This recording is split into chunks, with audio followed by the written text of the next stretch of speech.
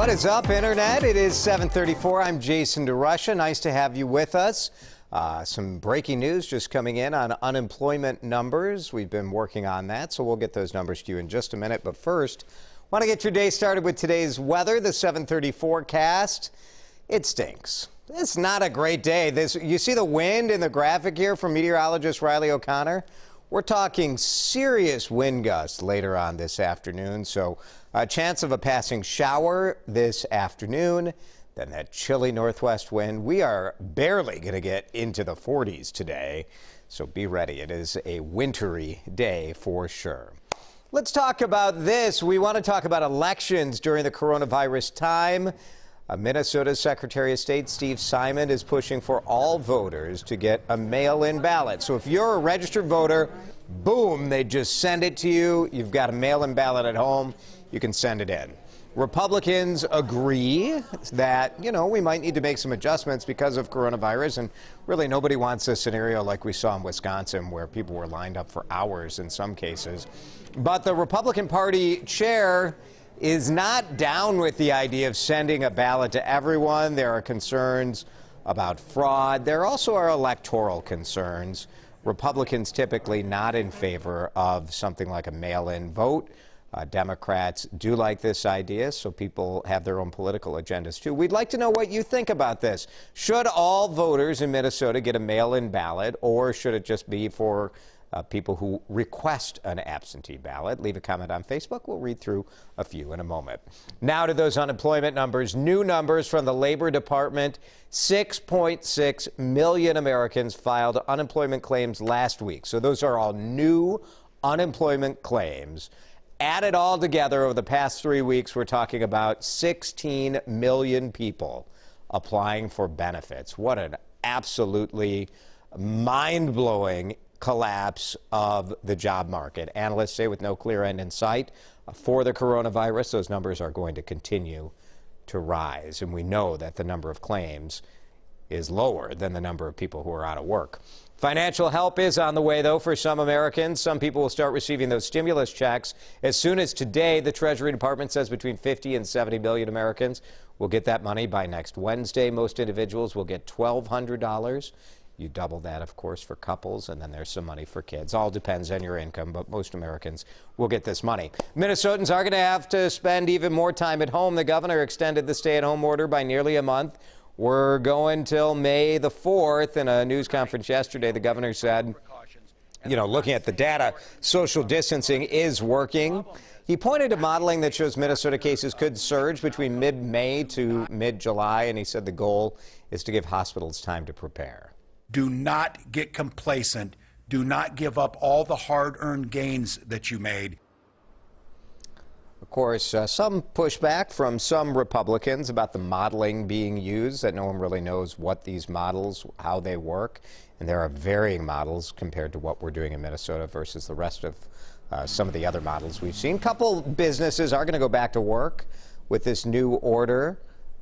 Some businesses not considered essential, so like landscapers and golf courses can mow, lawn companies can do that sort of stuff as well. CDC out with some new guidelines as well. I know a lot of you have wondered about this. What if somebody in my workplace comes down with COVID-19, like I've been around that person? Do I need to go into quarantine for 14 days? That was the original recommendation, but now some new recommendations from the CDC saying temperature checks and keeping workers at a safe distance would be good enough. As I said, those previous recommendation was that if you were exposed, you had to isolate for 2 weeks. Federal officials warning the strategic national stockpile of equipment like masks and ventilators is nearly depleted. State leaders around the country say they've had to actually bid against one another when buying equipment. Spokesperson for the Department of Health and Human Services said what's left in the national stockpile will be used for the federal response effort. Families getting creative as they try to come together for religious holidays amid the stay-at-home order. Last night was the start of Passover. Jewish families typically gather around the dinner table with relatives to celebrate Jews' exodus from Egypt into Israel. And since they couldn't be with family, Mark and Allie Devine and their pup set up a tele-dinner as well. Tablets and computers joined the traditional Seder setup on the table. Participants took turn leading religious readings and songs. It is an adjustment, but the Devines were grateful. And our table right now is set for 2, and Mark said it would normally be set for 20, maybe at his parents' house. So it's definitely a weird feeling, but we feel lucky that we can find ways to still connect and have some sort of normalcy.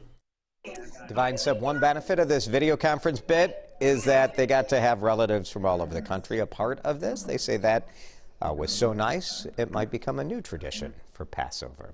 Grocery stores might be busier as people go out looking for their ham and their brunch quiche and all of that stuff for the Easter weekend. Lunds & Byerly says depending on how things go, they may actually limit the number of customers in stores. If they get too crowded, it will be a temporary way to deal with the goal of social distancing.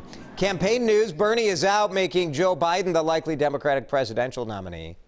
I have concluded that this battle for the Democratic nomination will not be successful.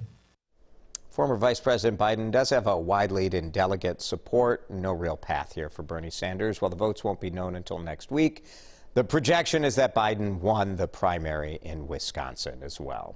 Fresh crew on its way to the International Space Station. NASA astronaut Chris Cassidy.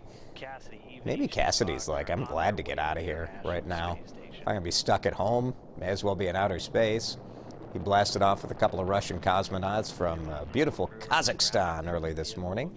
Now, some of you might be wondering, how can they do this with the coronavirus and all of that? But NASA actually has a long history. They always quarantine astronauts before they go to space because they don't want to pass the cold or the flu or anything else. So this is standard operating procedure for them. People, astronauts, not the only ones in isolation right now. Think of the animals. Yeah, Como Zoo, the fish really miss us hanging out. The snakes are like, where are all my buds? Where's Nancy and Karen and Larry?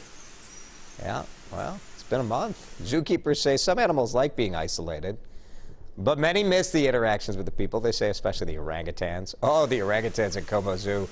They love to see people and throw stuff around.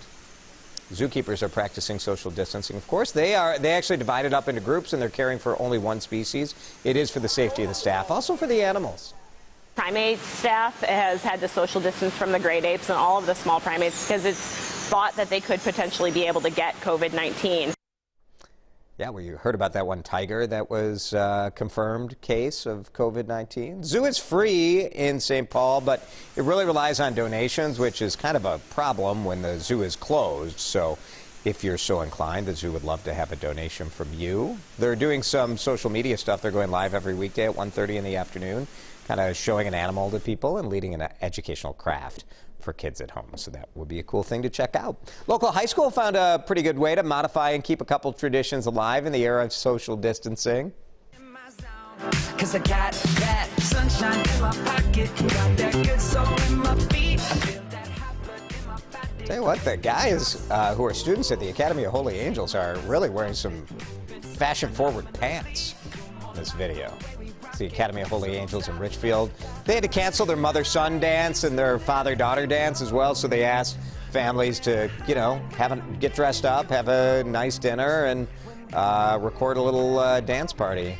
Got a lot of renegade going, a lot of TikTok dances going on here, guys.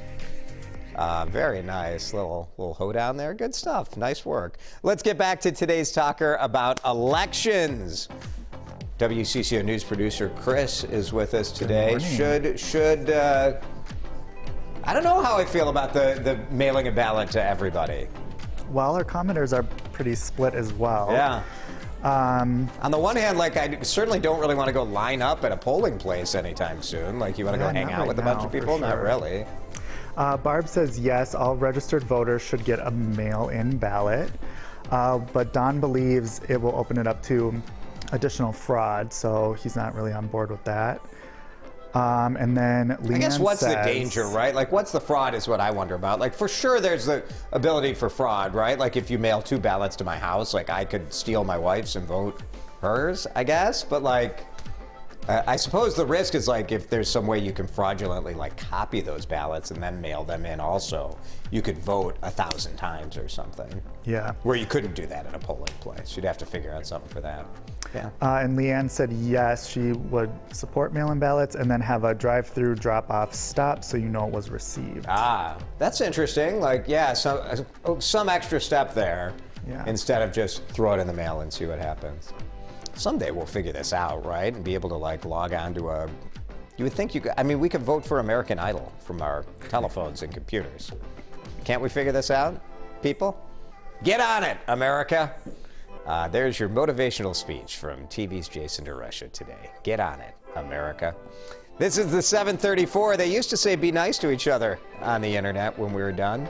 We'll see you tomorrow, same time, same place.